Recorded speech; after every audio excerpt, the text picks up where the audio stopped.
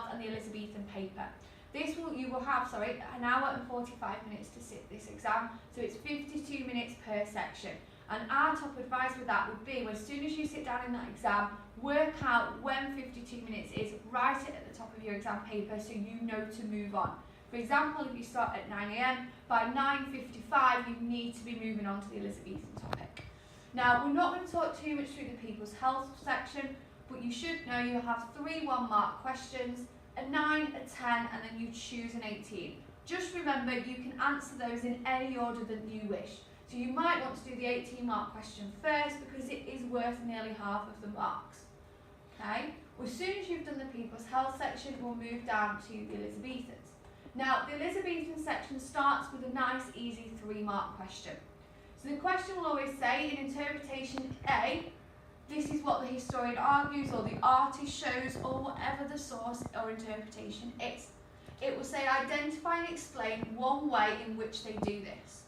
So if it is, for instance, a written source, I would choose a quote and then explain how that quote links to the question. So in this instance, how the quote shows that most people in Elizabethan England did not share the views of the Puritans. Now, to get the full 3 marks, you just need to make sure that explanation is in-depth and you kind of further explain that point. So our advice is to do 3 sentences for this question. Identify a factor, link it to the question, and further explain it. And that will get you the 3 marks. Now, the 5-mark question is a bit more complicated. It always asks you, if you were asked to do further research on one aspect of interpretation A, what would you choose to investigate? Now, the key thing for this is, again, the focus of the question. In this one, it says, explain how this would help us to analyse and understand popular culture. So your area of research must link to popular culture and how it is going to aid that understanding.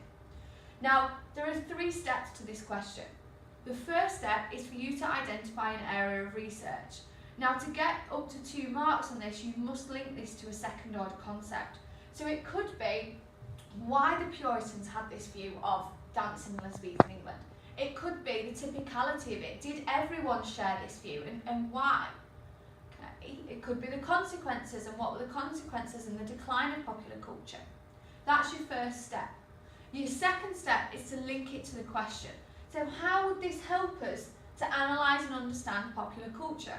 By answering that question. Your third step is own knowledge in there to support the area you would like to research.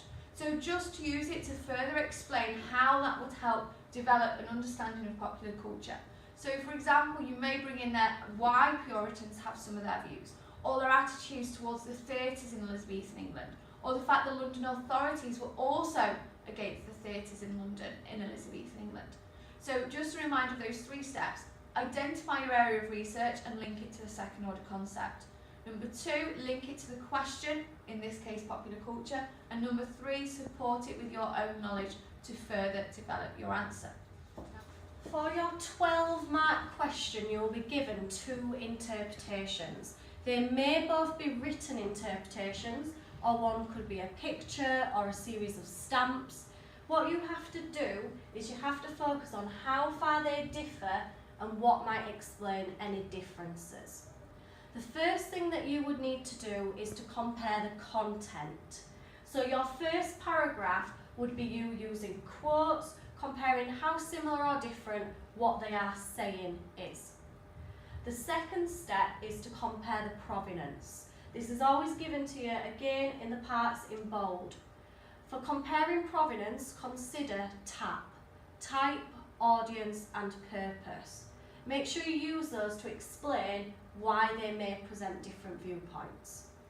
Finally, you need to make sure that you include a conclusion which summarises, are they similar or are they different, and what is the main reason why. Finally, you will get a series of 2 20-mark questions. You must only answer one of these. My top tip is that you will see where this interpretation comes from. Cross that out. You do not need to refer to where the interpretation comes from. So I would, with my black pen, cross out the fact that Winston Churchill wrote this in his 1956 book. I would then highlight what the statement is. So in this case, he had argued that there was harmony between Elizabeth and Parliament during her reign. You would then answer this as you would any other 18-mark question. A clear introduction, 4 explained points, they can be 2, agree, 2, disagree, 3 to 1, 1 to 3, and then a conclusion which summarises your viewpoint. The only difference between a 20 and an 18 mark is that there are marks for AO for your judgment. So make your judgment really clear throughout your answer.